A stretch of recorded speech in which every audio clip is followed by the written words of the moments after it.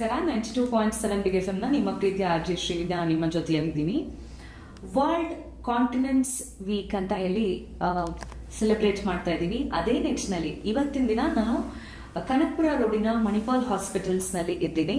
ಇಲ್ಲಿನ urology department ನ lead consultant ಆದಂತಹ ಡಾಕ್ಟರ್ ನಾಗಸುಬ್ರಹ್ಮಣ್ಯ ಅವರಿದ್ದಾರೆ. ಸರ್, ಕಾರ್ಯಕ್ರಮಕ್ಕೆ ನಮಸ್ಕಾರ, ಸ್ವಾಗತ. ನಮಸ್ಕಾರ ಬಿಗ್ ಎಫ್ ಎಂ ಕೇಳುಗರಿಗೆಲ್ಲ. ಸರ್, ನಿಜವಾಗ್ಲೂ ತುಂಬಾ ಖುಷಿ ಆಗ್ತಾ ಇದೆ ಈ ಟೈಮಲ್ಲಿ, ಯಾಕೆಂದ್ರೆ ವರ್ಲ್ಡ್ ಕಾಂಟಿನೆನ್ಸ್ ವೀಕ್ ಅಂತ ನಾವು ಸೆಲೆಬ್ರೇಟ್ ಮಾಡ್ತಾ ಇರುವಂತಹ ಈ ಟೈಮಲ್ಲಿ ನಿಮ್ಮ ಜೊತೆ ಒಂದು ಇಂಟರ್ವ್ಯೂ ಮಾಡುವ ಅವಕಾಶ ಸಿಕ್ಕಿದೆ. ಸರ್, ಮೊದಲನೇದಾಗಿ ನನ್ನ ಪ್ರಶ್ನೆ, ಕಾಂಟಿನೆನ್ಸ್ ಅಥವಾ ಇನ್ಕಾಂಟಿನೆನ್ಸ್ ಅಂತಂದ್ರೆ ಏನು? ಕಾಂಟಿನೆನ್ಸ್ ಅಂತ ಹೇಳಿದ್ರೆ ಮೂತ್ರದ ಕಂಟ್ರೋಲ್ ಇರೋದು ಕಾಂಟಿನೆನ್ಸ್ ಅಂತ ಹೇಳ್ತಾರೆ. ಇನ್ಕಾಂಟಿನೆನ್ಸ್ ಅಂದ್ರೆ ಕಂಟ್ರೋಲ್ ಇಲ್ಲದೆ ಲೀಕ್ ಆಗುವುದು ಇನ್ಕಾಂಟಿನೆನ್ಸ್ ಅಂತ ಕರಿತೇವೆ. ಈಗ ಈ ವರ್ಲ್ಡ್ ಕಾಂಟಿನೆನ್ಸ್ ವೀಕ್ ಸೆಲಿಬ್ರೇಟ್ ಮಾಡೋ ಕಾರಣ ಏನು ಅಂದರೆ, ಸಾಕಷ್ಟು ಜನ ಈ ಯೂರಿನರಿ ಲೀಕ್ ಇಂದ ನರಳ್ತಾ ಇರ್ತಾರೆ. ಅವ್ರಿಗೆ ಅವೇರ್ನೆಸ್ ತರೋದು ಮತ್ತು ಅದಕ್ಕೆ ಚಿಕಿತ್ಸೆ ಇದೆ, ಅದನ್ನು ಕ್ಯೂರ್ ಮಾಡಬಹುದು ಅಂತ ಅವರಿಗೆಲ್ಲ ಈ ಸುದ್ದಿ ತಿಳಿಸೋದಕ್ಕೋಸ್ಕರ ಈ ಕಾರ್ಯಕ್ರಮಗಳು ಮಾಡ್ತಾರೆ. Very nice, very nice. Sir, ಈಗ ಬ್ಲಾಡರ್ ನ ಫಂಕ್ಷನಾಲಿಟಿ ಏನಿದೆ ಅಂತ ನೀವು ಹೇಳ್ಬೋದಾ? ಬ್ಲಾಡರ್ ಅಂದ್ರೆ ನಾವು ಕನ್ನಡದಲ್ಲಿ ಮೂತ್ರ ಚೀಲ ಅಂತೇವೆ. ಅದು ಹೆಸರಿದ್ದಂಗೆನೆ ಅದ್ರ ಕೆಲಸ ಒಂದು, ಮೂತ್ರನ ತಡೆದು ಹಿಡ್ಕೊಳ್ಳೋದು. ಎರಡನೇದು ಆ ಮೂತ್ರನ ಹೊರಗೆ ಹಾಕೋದು. ಎರಡೇ ಕೆಲಸ ಅದು. ಅದನ್ನ ಯಾವಾಗ ಅದು ಸರಿಯಾಗಿ ಮಾಡದಿದ್ದಾಗ ಈ ಪ್ರಾಬ್ಲಮ್ಸ್ ಬರುತ್ತೆ. ಓಕೆ ಸರ್, ಇವಾಗ ಎಕ್ಸಾಕ್ಟ್ಲಿ ಯೂರಿನರಿ ಇನ್ಕಾಂಟಿನೆನ್ಸ್ ಮತ್ತು ಈ ಓವರ್ ಆಕ್ಟಿವ್ ಬ್ಲಾಡರ್, ಇದರ ಡಿಫರೆನ್ಸ್ ನ ತಿಳಿಸ್ತೀರಾ? ಇವಾಗ ಯೂರಿನರಿ ಇನ್ಕಾಂಟಿನೆನ್ಸ್ ಅಂತ ಹೇಳಿದ್ರೆ ಮೂತ್ರ ಕಂಟ್ರೋಲ್ ಇಲ್ಲದೆ ಹೋಗ್ತಾ ಇದೆ ಅಂತ. ಅದು ಹಲವಾರು ಕಾರಣಗಳಿರ್ಬೋದು. ಅದರಲ್ಲಿ ಓವರ್ ಆಕ್ಟಿವ್ ಬ್ಲಾಡರ್ ಒಂದು ಕಾರಣ ಅಷ್ಟೇ. ಓವರ್ ಆಕ್ಟಿವ್ ಬ್ಲಾಡರ್ ಅಂತ ಹೇಳಿದ್ರೆ ಪದೇ ಪದೇ ಮೂತ್ರ ಹೋಗೋದು, ಮತ್ತೆ ಅದನ್ನ ಲೀಕೂ ಆಗಬಹುದು. ಆದ್ರೂ ಅದು ಒಂದು ಕಾರಣ ಅಷ್ಟೇ. ಹಲವಾರು ಕಾರಣಗಳಿದೆ ಈ ತರ ಲೀಕ್ ಆಗೋದಕ್ಕೆ. ಓಕೆ ಸರ್, ಇವಾಗ ಯೂರಿನರಿ ಇನ್ಕಾಂಟಿನೆನ್ಸ್ ಅಂತ ನಾವು ಮಾತಾಡ್ತಾ ಇದ್ದೀವಿ. ಇದರಲ್ಲಿ ಬೇರೆ ಬೇರೆ ಟೈಪ್ಸ್ ಇದೆಯಾ? ಇದರಲ್ಲಿ ಏನಾದ್ರು? ಹೌದು, ಯೂರಿನರಿ ಇನ್ಕಾಂಟಿನೆನ್ಸ್ ನಲ್ಲಿ ಟೈಪ್ಸ್ ಇದೆ. ಅಂದ್ರೆ ಹೇಗೆ ಯಾವಾಗ ಲೀಕ್ ಆಗತ್ತೆ ಅನ್ನೋದ್ರ ಮೇಲೆ ಇದು ಡಿಫರೆಂಟ್ ಟೈಪ್ಸ್ ಇದೆ. ಒಂದು ಸ್ಟ್ರೆಸ್ ಇನ್ಕಾಂಟಿನೆನ್ಸ್ ಅಂತ ಹೇಳ್ತೇವೆ. ಅಂದ್ರೆ ಏನು, ಯಾವಾಗ ಬ್ಲಾಡರ್ ಮೇಲೆ ಸ್ಟ್ರೆಸ್ ಬೀಳತ್ತೋ ಅಂತ ಅಂದ್ರೆ ಕೆಮ್ಮದಾಗ, ನಕ್ಕದಾಗ, ಭಾರ ಎತ್ತದಾಗ, ಆ ತರ ಆದಾಗ ಲೀಕ್ ಆಗೋದಕ್ಕೆ ನಾವು ಸ್ಟ್ರೆಸ್ ಇನ್ಕಾಂಟಿನೆನ್ಸ್ ಅಂತ ಹೇಳ್ತೇವೆ. ಇವ್ರಿಗೆ ಬೇರೆ ಟೈಮ್ನಲ್ಲಿ ಯಾವಾಗಲೂ ಲೀಕ್ ಆಗಲ್ಲ. ಈ ತರ ಮಾಡಿದಾಗ ಮಾತ್ರ ಸ್ಟ್ರೆಸ್ ಲೀಕ್ ಆದಾಗ ಸ್ಟ್ರೆಸ್ ಇನ್ಕಾಂಟಿನೆನ್ಸ್ ಅಂತ ಕರಿತೇವೆ. ಅದು ಬಿಟ್ಟು ಸೆಕೆಂಡು ಅರ್ಜ್ ಇನ್ಕಾಂಟಿನೆನ್ಸ್ ಅಂತ ಹೇಳ್ತೇವೆ. ಅವಾಗ ಇಂಥವ್ರಿಗೆ ಏನಾಗತ್ತೆ, ಮೂತ್ರ ಬರೋದು ಗೊತ್ತಾಗತ್ತೆ, ಆದರೆ ಅವರು ತಡೀಲಿಕ್ಕಾಗಲ್ಲ. ಅದಕ್ಕೆ ಅರ್ಜೆನ್ಸಿ ಅಂತ ಹೇಳ್ತೇವಲ್ಲ, ಆ ಥರ ಅರ್ಜೆನ್ಸಿ ಆಗಿ ಲೀಕ್ ಆಗಿ ಬಿಡೋದಕ್ಕೆ ಅರ್ಜ್ ಇನ್ಕಾಂಟಿನೆನ್ಸ್ ಅಂತ ಹೇಳ್ತೇವೆ. ಮೂರನೇದು ಸೂಡೋ ಇನ್ಕಾಂಟಿನೆನ್ಸ್ ಅಂತ ಹೇಳ್ತೇವೆ. ಅದು ಹೇಗೆ, ಯಾವಾಗ ಬ್ಲಾಡರ್ ತುಂಬಾ ಫುಲ್ ಆಗಿ ಅದ್ರ ಮೇಲೂ ಲೀಕ್ ಆಗ್ತಿದ್ರೆ ಅದಕ್ಕೆ ಸೂಡೋ ಇನ್ಕಾಂಟಿನೆನ್ಸ್ ಅಂತ ಹೇಳ್ತೇವೆ. ಅದು ಈಗ ಬಕೆಟ್ ತುಂಬಿದಂಗೆ, ಬಕೆಟ್ ಫುಲ್ಲು ತುಂಬಿದ ಮೇಲೂ ನೀರು ಬೀಳ್ತಾ ಇದ್ರೆ ಅದು ಆಚೆ ಸುರಿಯುತ್ತೆ. ಅದೇ ಥರ ಸೂಡೋ ಇನ್ಕಾಂಟಿನೆನ್ಸ್. ಟೋಟಲ್ ಇನ್ಕಾಂಟಿನೆನ್ಸ್ ಅಥವಾ ಟ್ರೂ ಇನ್ಕಾಂಟಿನೆನ್ಸ್ ಅಂತ ಕರೀತೇವೆ. ಅದು ಯಾವಾಗ ಮೂತ್ರ ಬ್ಲಾಡರ್ನಲ್ಲಿ ತಡೆಯೋದೇ ಇಲ್ವೋ, ಲೀಕ್ ಆಗ್ತಾ ಇದ್ದಾಗ ಇದು ಹಿಂಗಾಗತ್ತೆ. ಮಿಕ್ಸಡ್ ಇನ್ಕಾಂಟಿನೆನ್ಸ್ ಅಂತನೂ ಇರುತ್ತೆ. ಇದರಲ್ಲಿ ಸ್ವಲ್ಪ ಕಾಂಬಿನೇಷನ್ ಇರಬಹುದು. ಇದಕ್ಕೆ ಮಿಕ್ಸಡ್ ಇನ್ಕಾಂಟಿನೆನ್ಸ್ ಅಂತ ಕರೀತೇವೆ. ಓಕೆ ಸರ್, ಇವಾಗ ಈ ಯೂರಿನರಿ ಇನ್ಕಾಂಟಿನೆನ್ಸ್ ಏನಿದೆ, ಇದು ಹೆಂಗಸರಲ್ಲಿ ನಾವು ಜಾಸ್ತಿ ನೋಡ್ತೀವ? ಬಿಕಾಸ್ ಆಫ್ ಚೈಲ್ಡ್ ಬರ್ತ್ ಆ ಥರ ಏನಾದ್ರು ಇದೆಯಾ, ಅಥವಾ ಹೆಂಗಸರು ಗಂಡಸರು ಅಂತಿಲ್ಲ, ಯಾರಿಗೆ ಬೇಕಾದ್ರೂ ಇದಾಗುತ್ತೆ ಅಂತ? ಅಲ್ಲ, ಯಾರಿಗೆ ಬೇಕಾದ್ರೂ ಆಗಬಹುದು. ಬಟ್ ಸಾಧಾರಣವಾಗಿ ಹೆಂಗಸರಲ್ಲಿ ಸ್ವಲ್ಪ ಜಾಸ್ತಿ. ಅದು ಅನಟಾಮಿಕಲ್ ಫ್ಯಾಕ್ಟರ್ಸ್ ಅಂತ ಹೇಳ್ತೇವೆ. ಯಾಕಂದ್ರೆ ಅದು ಬೈ ಬರ್ತ್ ಅವರಿಗೆ ಯುರೆಥ್ರಾ ಶಾರ್ಟ್ ಇರುತ್ತೆ. ಮತ್ತೆ ಈ ಪೆಲ್ವಿಕ್ ಫ್ಲೋರ್ ಅಂತ ಏನು ಹೇಳ್ತೇವೆ, ಈ ಮಸಲ್ಸ್ ಎಲ್ಲ ಸಪೋರ್ಟ್ ಮಾಡೋದು, ಅವೆಲ್ಲಾನು ವೀಕ್ ಆಗೋ ಸಂಭವ ಜಾಸ್ತಿ. ಚೈಲ್ಡ್ ಬರ್ತ್ ಇಂದ ಇರ್ಬೋದು, ಬೇರೆ ಮೆನೋಪಾಸ್ ಇಂದ ಇರ್ಬೋದು. ಆದ್ದರಿಂದ ಅವರಲ್ಲಿ ಸ್ವಲ್ಪ ಈ ಪ್ರಾಬ್ಲಮ್ಸ್ ಜಾಸ್ತಿ.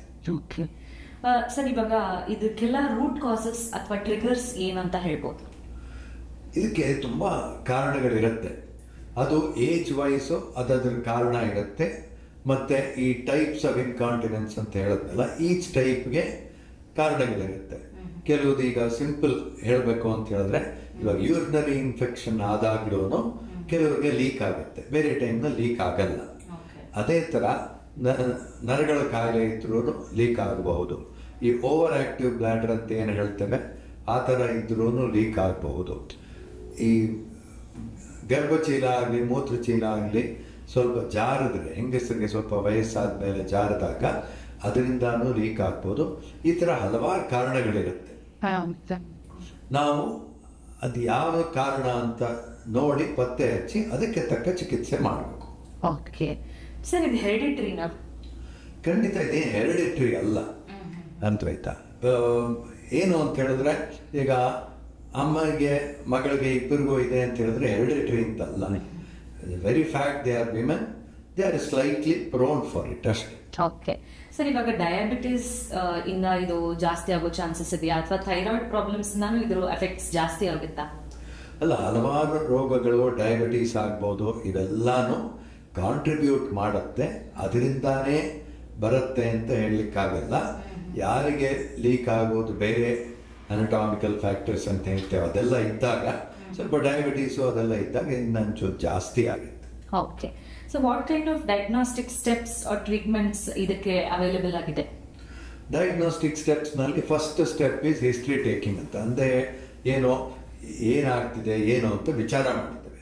ಅದನ್ನಲ್ಲೇ ನಮಗೆ ಯಾವ ಟೈಪು ಆಫ್ ಇನ್ಕಾಂಟಿನೆನ್ಸ್ ಅಂತ ಗೊತ್ತಾಗ್ತದೆ.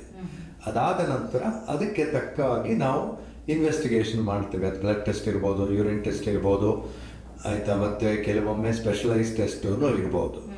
ಸಾಧಾರಣವಾಗಿ ಸ್ಪೆಷಲೈಸ್ ಟೆಸ್ಟ್ ಎಲ್ಲ ಮಾಡೋಕ್ಕೆ ಮುಂಚೆ ಒಂದು ಬ್ಲ್ಯಾಡರ್ ಡೈರಿ ಅಂತ ಬರೀಲಿಕ್ಕೆ ಹೇಳ್ತೇವೆ. ಆ ಬ್ಲ್ಯಾಡರ್ ಡೈರಿ ಅಂದರೆ ಅವ್ರು ಯಾವಾಗ ನೀರು ಕುಡಿತಾರೆ, ಎಷ್ಟು ನೀರು ಕುಡಿತಾರೆ ಅಂತ ಒಂದು ಕಡೆ, ಇನ್ನೊಂದು ಕಡೆ ಪ್ರತಿ ಸತಿ ಮೂತ್ರ ಮಾಡಿದಾಗಲೂ ಟೈಮು ಮತ್ತು ಎಷ್ಟು ಮಾಡ್ತಾರೆ ಅಂತ ಒಂದು ಬರ್ಕೊಂಡ್ರೆ, ಒಂದು 3 ದಿನಕ್ಕೋ 2 ದಿನಕ್ಕೋ 5 ದಿನಕ್ಕೋ ಆ ಥರ ನಮಗೆ ಒಳ್ಳೆ ಐಡಿಯಾ ಬರುತ್ತೆ ಯಾವ ಕಾರಣ ಇರಬಹುದು ಅಂತ. ಆವಾಗ ನಾವು ಫರ್ದರ್ ಇನ್ವೆಸ್ಟಿಗೇಷನ್ ಮಾಡೋದಕ್ಕೆ ಈಸಿ ಆಗುತ್ತೆ. ಓಕೆ ಸರ್, ಇದು ಎಮೋಷನಲ್ ಟಾಲ್ ಇಂದನೂ ಆಗೋದಕ್ಕೆ ಸಾಧ್ಯ ಇದೆಯಾ, ಅಥವಾ ಸ್ಟ್ರೆಸ್ ಇಂದ ಈ ರೀತಿ ಆಗುತ್ತಾ? ಇಮೋಷನಲ್ ಟಾಲ್ ಇಂದಾನು ಆಗತ್ತೆ. ಆದರೆ ಮೋರ್ ಇಂಪಾರ್ಟೆಂಟ್ ಈಸ್ ಇನ್ಕಾಂಟಿನೆನ್ಸ್ ಆದಾಗ it takes a large emotional tall. ಯಾಕೆ ಅಂತ ಹೇಳಿದ್ರೆ ಇದು ವೆರಿ ಪ್ರೈವೇಟ್ ಸಿಚುವೇಶನ್. ಲೀಕ್ ಆದಾಗ ಯಾರಿಗೂ ಹೇಳ್ಕೊಳ್ಲಿಕ್ಕಾಗಲ್ಲ. ಆದ್ರಿಂದ ಅದನ್ನ ಹೇಗೆ ಬಚ್ಚಿಡೋದು ಅಂತ ಒದ್ದಾಡ್ತಿರ್ತಾರೆ. ಓಕೆ, ಸಾಕಷ್ಟು ಸರಿ ಇದರಿಂದಾನೇ ಟ್ರೀಟ್ಮೆಂಟ್ಗೂ ಹೋಗೋದಿಲ್ಲ, ಹೇಗೆ ಹೇಳ್ಕೊಳ್ಳೋದು ಅಂತ. ಸೊ ಇದರ ಸಲುವಾಗಿ ನಾವು ಏನು ಹೇಳ್ತೇವೆ ಅಂತ ಹೇಳಿದ್ರೆ, ಟ್ರೀಟ್ಮೆಂಟ್ ಇದೆ, ಈಸಿಯಾಗಿ ಟ್ರೀಟ್ ಮಾಡಬಹುದು. ಆದ್ದರಿಂದ ಇನ್ಕಾಂಟಿನೆನ್ಸ್ಗೆ ಖಂಡಿತ ತೋರಿಸ್ಕೊಳ್ಬೇಕು. Okay sir, any advice or suggestions for care givers? ಮನೆಯಲ್ಲಿ ಏಜ್ ಆದವ್ರನ್ನ ನೋಡ್ಕೊಳ್ಳೋಂಥವ್ರಿಗೆ ಏನಾದರೂ ಹೇಳ್ತೀರಾ? ಕೇರ್ ಗಿವರ್ಸ್ ಅಂದರೆ ಈಗ ಮನೆಯಲ್ಲಿ ಏಜ್ ಆಗಿರ್ಬೋದು, ಮಕ್ಕಳು ನೋಡ್ಕೊಳ್ಳೋದು, ಅವ್ರದ್ದೆಲ್ಲ ಸಿಂಪಲ್ ಆಗಿ ಹೇಳಬೇಕು ಅಂದರೆ ಹೇಗೆ ಯೂರಿನ್ ಪಾಸ್ ಮಾಡ್ತಾರೆ ಅಂತ ಒಂದು ಅಬ್ಸರ್ವ್ ಮಾಡಬೇಕು. ಟೈಮ್ಗೆ ಮಾಡಿಸ್ಬಿಡ್ಬೇಕು. ಹೇಗೆ ಮಕ್ಕಳಿಗೆ ಯಾವಾಗ ಕರ್ಕೊಂಡೋಗಿ ಮಾಡಿಸ್ಬಿಡ್ತೀವೋ ಅದೇ ಥರ ಎಲ್ಡರ್ಲಿ ಪೀಪಲ್ಗೂ ಮಾಡಿಸೋದು ಉತ್ತಮ. ಡೈಪರ್ ಯೂಸ್ ಮಾಡಬಹುದು, ಆದರೆ ಅದು ಬ್ಯಾಕಪ್ ಮಾತ್ರ. ಈಗ ಬಟ್ಟೆ ಒದ್ದೆ ಆಗದೆ ಇರಲಿ ಅಥವಾ ಬೆಡ್ಶೀಟ್ ಒದ್ದೆ ಆಗದೆ ಇರಲಿ ಅಂತ ಡೈಪರ್ ಹಾಕಬೇಕೇ ವಿನಃ ಡೈಪರ್ ಹಾಕ್ಬಿಟ್ಟು ಹಾಗೆ ಬಿಟ್ಬಿಡೋದು ಒಳ್ಳೇದಲ್ಲ. ಅದರಿಂದ ರ್ಯಾಷಸ್ ಬರೋದು, ಬೇರೆ ಪ್ರಾಬ್ಲಮ್ಸ್ ಆಗುತ್ತೆ. ಸರ್, ಇವಾಗ ಸಾಕಷ್ಟು ಜನಕ್ಕೆ ತುಂಬಾ ನೀರು ಕುಡಿಯುವ ಅಭ್ಯಾಸ ಇರುತ್ತೆ. ಅದರಲ್ಲಿ ಎಸ್ಪೆಷಲಿ ಈ ತರ ಮಳೆಗಾಲದಲ್ಲಿ, ಚಳಿಗಾಲದಲ್ಲಿ ಸೊ ನಮ್ ಯೂರಿನ್ ಪಾಸ್ ಮಾಡೋ ಟೆಂಡೆನ್ಸಿ ಜಾಸ್ತಿ ಆಗ್ಬಿಡುತ್ತೆ ಅಂತ ಕಡಿಮೆ ನೀರು ಕುಡಿಯೋರು ಇರ್ತಾರೆ. ಆ ತರ ಈ ಕಂಡೀಷನ್ ಏನ್ ಹೇಳ್ತೀರಾ ಈ ತರದವ್ರಿಗೆ? ಅಲ್ಲ, ನೀರು ಕುಡಿಯೋದು ಒಳ್ಳೆ ಹ್ಯಾಬಿಟ್. ಆದರೆ ಎಷ್ಟು ನೀರು ಕುಡಿತಾ ಇದ್ದಾರೆ ಏನು ಅಂತ ಇಂಪಾರ್ಟೆಂಟು. ನಾವಾಗ ಯಾವ ಡೆಸಿಷನ್ನು ತಗೊಳ್ಬಾರ್ದು, ನೀರು ಕಮ್ಮಿ ಮಾಡಿಬಿಡಬೇಕು ಹಾಗೆಲ್ಲ, ಬಿಕಾಸ್ ಅದರಿಂದ ಬೇರೆ ಪರಿಣಾಮಗಳಾಗತ್ತೆ. ಅದಕ್ಕೆ ನಾವು ಯಾರಿಗೆ ಬ್ಲ್ಯಾಡರ್ ಪ್ರಾಬ್ಲಮ್ಸ್ ಇದೆಯೋ ಅವರಿಗೆಲ್ಲಾನು ಈ ಬ್ಲಾಡರ್ ಡೈರಿ ಅಂತ ಬರೆಸ್ತೇವೆ. ಅದು ಬರೆದಾಗ ಎಷ್ಟು ನೀರು ಕುಡಿತಾ ಇದ್ದಾರೆ, ಅವ್ರು ಏನಾದರೂ ತುಂಬಾ ನೀರು ಕುಡಿಯೋ ಹಂಗಿದ್ರೆ ನಾವೇ ಅವ್ರಿಗೆ ಕೌನ್ಸಿಲ್ ಮಾಡ್ತೇವೆ ಕಡಿಮೆ ಮಾಡಲಿಕ್ಕೆ. ಸಾಧಾರಣವಾಗಿ ಎಲ್ಲರೂ ಮಾಡೋದೇನು, ಎಲ್ಲೋ ಬಸ್ನಲ್ಲಿ ಪ್ರಯಾಣ ಮಾಡ್ತಾ ಇದ್ದಾರೆ ಆ ಥರ ಆದಾಗ ಅವತ್ತು ನೀರು ಕುಡಿಯೋಕೆ ನಿಲ್ಲಿಸ್ಬಿಟ್ಟಿರ್ತಾರೆ, ಎಲ್ಲಿ ಮಧ್ಯ ಇಳಿಬೇಕಾಗತ್ತೆ ಏನು ಅಂತ. ಆ ಥರದ್ದು ಒಂದಿನ ಅರ್ಧ ದಿನ ಅದು ಮಾಡ್ಕೊಳ್ಬಹುದು, ಅದರಲ್ಲಿ ಏನು ತಪ್ಪಿಲ್ಲ. ಆದರೆ ಲಾಂಗ್ ಟರ್ಮ್ನಲ್ಲಿ ನೀರು ತಾವಾಗ ಕಡಿಮೆ ಮಾಡೋದು ಅದೆಲ್ಲ may not be good. Sir, ಈಗ ಸ್ಮಾಲ್ ಟ್ರೂ ಆರ್ ಫಾಲ್ಸ್ ತರ ಒಂದಷ್ಟು ಪ್ರಶ್ನೆ ಇದೆ ಸರ್. Can anybody train their bladder?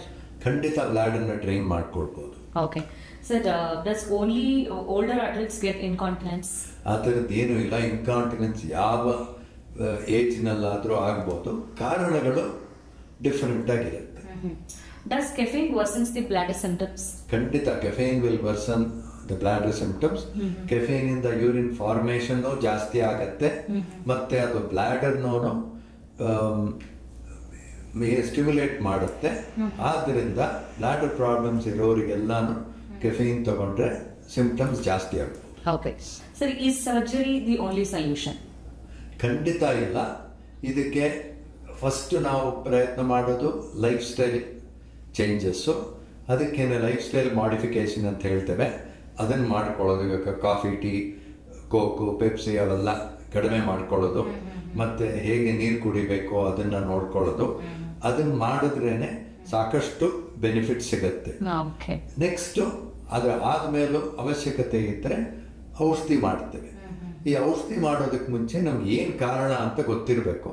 ಅದನ್ನ ನೋಡಿಕೊಂಡು, ಒಂದು ಕಂಟ್ರೋಲ್ ಮಾಡೋದಕ್ಕೆ ಔಷಧಿ, ಎರಡು ಅದಕ್ಕೆ ಮೂಲ ಕಾರಣ ಏನು ಅಂತ ಅದಕ್ಕೂ ಚಿಕಿತ್ಸೆ ಮಾಡಿದ್ರೆ ಕ್ಲಿಯರ್ ಆಗುತ್ತೆ. Okay, thank you so much doctor for giving us so much of insightful information. ಬಹಳಷ್ಟು ವಿಷಯಗಳನ್ನ ತಿಳಿಸಿದ್ರು ಡಾಕ್ಟರ್ ನಾಗಸುಬ್ರಹ್ಮಣ್ಯ ಅವರು. ಕನಕಪುರ ರೋಡ್ನಲ್ಲಿ ಇರುವಂತಹ ಮಣಿಪಾಲ್ ಹಾಸ್ಪಿಟಲ್ಸ್ನ ಯೂರಾಲಜಿ ಡಿಪಾರ್ಟ್ಮೆಂಟ್ನ ಲೀಡ್ ಕನ್ಸಲ್ಟೆಂಟ್ ಆದ ಡಾಕ್ಟರ್ ನಾಗಸುಬ್ರಹ್ಮಣ್ಯ ಅವರು ಇಷ್ಟು ಹೊತ್ತು ನಮಗೆ ವರ್ಲ್ಡ್ ಕಾಂಟಿನೆಂಟ್ಸ್ ವೀಕ್ ನಾವು ಸೆಲೆಬ್ರೇಟ್ ಮಾಡ್ತಾ ಇದೀವಲ್ಲ, on account of that we are doing a small podcast activity. Thank you doctor, thank you so much for being there. Thank you very much. ನಮಸ್ಕಾರ. ನಮಸ್ತೆ. ಹಾಗೆ ಯೋಚನೆ ಯಾಕೆ ಚೇಂಜ್ ಓಕೆ ಅಂತ 92.7 big F M ನ ಕೇಳ್ತಾ ಇರಿ. ಇಷ್ಟು ಹೊತ್ತು ನಿಮ್ಮ ಜೊತೆ ಆಗಿದ್ದು ನಿಮ್ಮ ಪ್ರೀತಿಯ ಆರ್ಜಿ ಶ್ರೀವಿದ್ಯಾ.